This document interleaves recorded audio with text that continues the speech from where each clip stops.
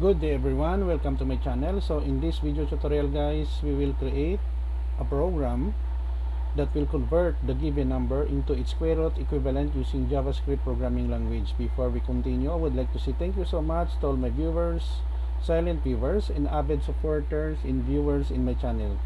And most importantly, subscribers. Thank you for watching my videos and sharing. If you are new with my channel and then you like this video, please hit the like button. Don't forget to share and please support my channel guys by clicking the subscribe button. So let's begin. I will put a link in the video description where you can download the complete source code of our tutorial video for today for free in my two websites. Basically, on the online compiler for JavaScript, I'm using this website. It is free, no?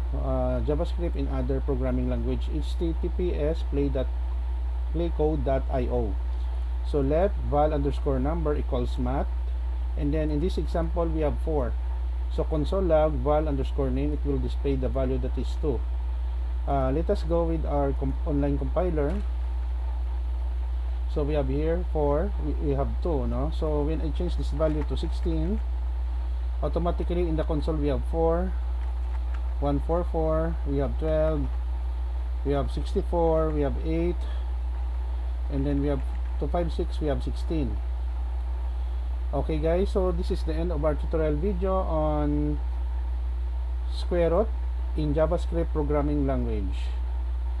Thank you so much guys for watching. I hope that you have learned something new in this tutorial video. Don't forget to like, share, and please support my channel guys if you are new by clicking the subscribe button. See you in the next video tutorial guys. This is your friend Jake saying bye bye for now.